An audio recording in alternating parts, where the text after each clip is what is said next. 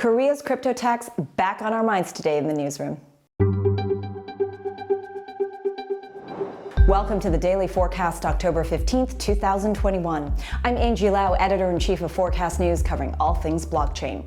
Korea's much-debated crypto tax has emerged as a critical factor in the country's presidential election, slated for March of next year. Now, that's pretty important if you think about it, because the next democratically elected leader of South Korea is going to be decided on crypto policy.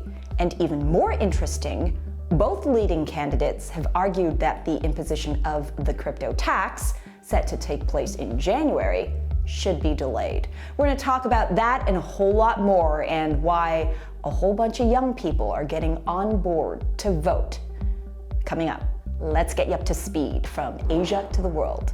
First up, taxing crypto in South Korea is expected to be the critical factor in the upcoming presidential election next year. Strong contenders from both political parties are saying the crypto tax should be pushed back. And why is that? Well, they're eager to secure the votes of the 20 and 30-year-olds, which make up 26% of the 51 million population of South Korea. They are, after all, the future, and how they vote could decide on the future of crypto in South Korea.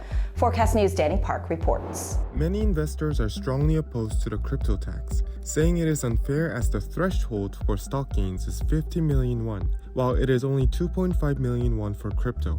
Moreover, the crypto tax is counted from January, while stock gains will not be taxed until 2023. In response, lawmakers from both the ruling and opposition parties have spoken out, with several spearheading bills to push the start date back. According to various media outlets, both parties want to earn the votes of those in their 20s and 30s ahead of the presidential election in March. Around 60% of Korean crypto investors fall into that age range, with their stake in virtual asset investments much higher than that of other age groups. Back in May, Lee Jae-myung, the presidential candidate for the Democratic Party, said the crypto tax should be applied fairly with stock gains tax, while Hong Joon-pyo, a member of the Conservative Party who announced his running for the election, also recently criticized the tax policy on his Facebook page. But is there really a chance for postponing the crypto tax?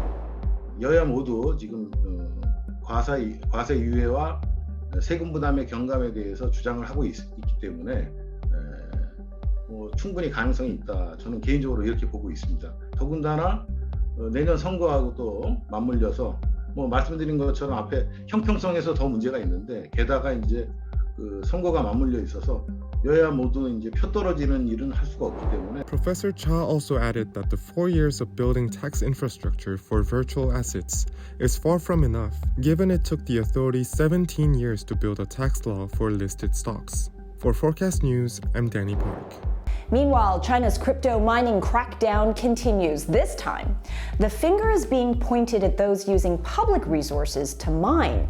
The Cyberspace Administration of Zhejiang says an investigation identified 184 IP addresses associated with 77 public entities that they suspect of using public resources to mine cryptocurrencies. Now, as you've learned through our coverage at Forecast, China's not playing around when it comes to policy enforcement. Forecast News' Timmy Shen has more. Authorities in the eastern province of Zhejiang began their investigations in early September, aiming to crack down on those using public resources and state agencies, state-owned enterprises, and schools to mine cryptocurrencies. On-site inspections later confirmed that 119 IP addresses from 20 public entities engaged in mining cryptos, including Bitcoin and Ether. And it's not just Zhejiang province that is carrying out such inspections. Earlier this month, the eastern province of Jiangsu said it identified just over 4,500 IP addresses that were involved with mining, with a total hashing power surpassing 10 petahashes per second. Authorities there said that involved power consumption of around 260,000 kilowatt hours per day. Meanwhile, BTC.com has announced it is exiting the Chinese mainland market. The world's sixth largest Bitcoin mining pool in terms of hash rate made a statement saying it is doing so to abide by the latest regulatory requirements of the government, and that mining services in mainland China will be shut down in an orderly manner from October 15th. It also urged mainland Chinese users to relocate computing power elsewhere and withdraw relevant assets. For Forecast News, I'm Timi Shan, Taipei, Taiwan. And finally, while China's crypto mining crackdown is showing no signs of letting up, rollout of the e-CNY continues to pick up the pace. According to the China Civil Aviation newspaper, Beijing Capital Airport is the first in the country to accept the digital yuan with payment for parking spaces and purchases at over 100 stores.